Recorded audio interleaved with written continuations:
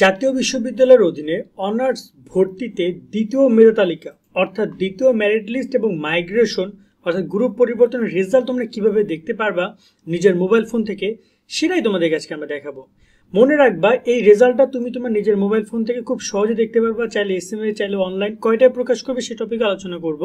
আর result প্রকাশ হওয়ার পরে তোমাদের কি কাজ, ভর্তির ক্ষেত্রে কি কি করবে না করবা, সেটা আমরা তোমাদের সাথে এই ভিডিওতে আলোচনা করছি। আমাদের চ্যানেলটা তৈরি করা হয়েছে শুধুমাত্র তোমাদের জন্য, এখানে অন্য কোনো বিষয় না। তাই অনার্সের যত ইনফরমেশন আপডেট আছে, যত আপডেট জাতীয় বিশ্ববিদ্যালয় প্রোভাইড করবে, সব কিছু তোমরা শোভন ভাইয়ের কাছ থেকে পাবা। সে তাতে ভিউ হোক বা না হোক, আমি আমার দায়িত্বটা পালন করবো। যেমন এই যে পরীক্ষা স্থগিত হয়েছে, সব আপডেট দিচ্ছি, যখন যে নোটিশ দিচ্ছে সব আপডেট দিচ্ছি। সো আমাদের সাথে তোমরা সাবস্ক্রাইব করে যুক্ত থাকতে পারো। 4টা বছর এবং এমনকি মাস্টার্স যা যদি তোমরা করো, সেই ইনফরমেশন তোমরা ভাইয়ের কাছ থেকে পাবা। তো এবার যদি আমরা কথা বলি, তারা গতকালকে নোটিশ প্রকাশ করে তারা জানিয়েছে যে ফলাফল তারা কবে কি প্রকাশ করবে।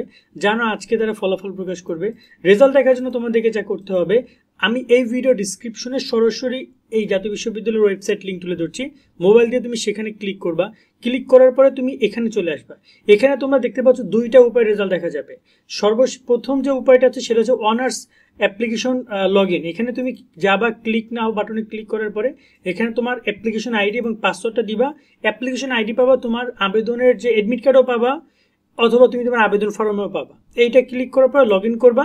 লগ ইন করলেই তোমার রেজাল্টটা দেখা যাবে। এই যে দেখতে পাচ্ছ, কংগ্রাচুলেশন, পলিটিক্যাল সায়েন্স সাবজেক্ট আসছে এবং কোন কলেজ সেটা ওরা দেখা দিছে। তোমার যদি রেজাল্ট আসে সেক্ষেত্রে তুমি এরকমভাবে দেখতে পাবে। আর যদি কোনো রেজাল্ট না আসে তাহলে দেখা যাবে যে সরি, কোনো কলেজ আসে নাই, সামথিং এরকম কোনো একটা মেসেজ জাতীয় বিশ্ববিদ্যালয় থেকে জানাবে, যেখানে কিন্তু ফার্স্ট মেরিট লিস্টের রেজাল্ট এটা। তো তোমাকে বলে দিবে যে ফার্স্ট মেরিট লিস্টে কোনো রেজাল্ট, সেকেন্ড মেরিট লিস্টে কোনো রেজাল্ট আসে নাই, বা আসলে সেটা এখানে লেখা থাকবে।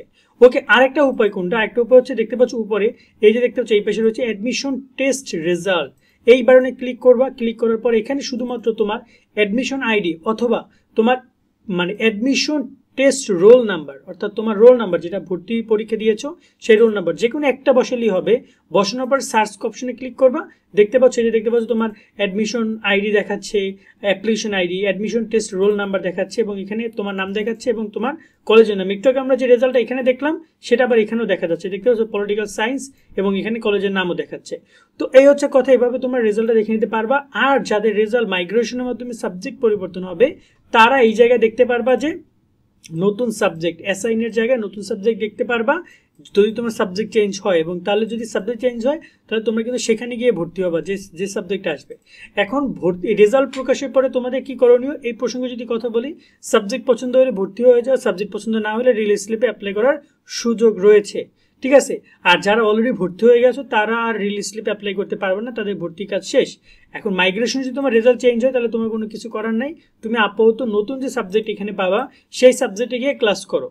কেননা বর্তমানে তুমি যে সাবজেক্টে ক্লাস করছো, প্রথম ধাপে ভর্তির পরে তুমি তো ক্লাস করছো অলরেডি, অথবা কোনো একটা ডিপার্টমেন্টের সাথে কানেক্টেড আসো, সেই ডিপার্টমেন্ট এখন আর তোমার সাথে, সেখান থেকে তুমি লিভ নিতে পারো। গ্রুপে অনেকে জয়েন হয়ে বসে আসো, লিভ নিয়ে নতুন যে গ্রুপ আছে, এখন যদি পলিটিক্যাল সায়েন্সে যদি বাংলা আসে তাহলে বাংলা গ্রুপে যাও, বাংলায় ক্লাস করো। ওকে, আর যারা কিনা নতুন করে সাবজেক্ট পাবা, তোমরা তো ভর্তি হও না, তোমাদের ভর্তি হইতে হবে, সেক্ষেত্রে তোমাদের চূড়ান্ত ভর্তির জন্য তারা টাইম দিয়েছে আগামী 26 তারিখ থেকে 3 তারিখ পর্যন্ত তোমরা আবেদন ফর্ম ডাউনলোড করতে পারবা। আর 27 তারিখ থেকে 4 তারিখ পর্যন্ত তোমরা ফর্ম টাকা জমা দিতে পারবা। তো ধরে নাও যে 3 তারিখ পর্যন্তই, ঠিক আছে, 3 তারিখ পর্যন্ত তোমরা ডকুমেন্ট, টাকা, আবেদন ফর্ম, এই আবেদন ফর্মটা এই যে আমরা একটু লগ ইন করলাম, এখানে ক্লিক করে একটা আবেদন ফর্ম পূরণ করতে হবে। সেটা তোমাদের কিন্তু অলরেডি আমরা করে দিয়েছি, আমাদের ভিডিও করা আছে, সেগুলো দেখে তোমরা আবেদন ফর্ম ও ডকুমেন্টগুলো গুছিয়ে কলেজে যাও, কলেজ তোমাকে ভর্তি নিয়ে নিবে। সিম্পল ব্যাপার। ক্লিয়ার করতে পেরেছি? আজকের মতো ভিডিও এখানে শেষ করছি। সকল অনেক ভালো থাকবে। আল্লাহ হাফেজ।